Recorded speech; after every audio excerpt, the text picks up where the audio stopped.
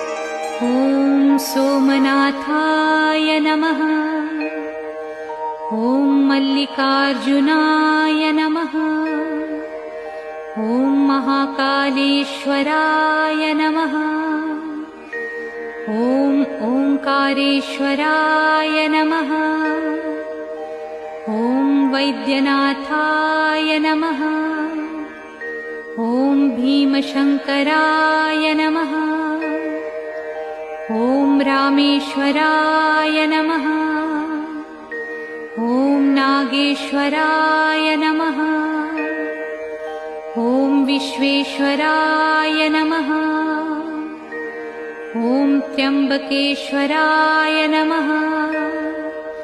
ॐ केदारेश्वराय नमः। ॐ भुस्मेश्वराय नमः।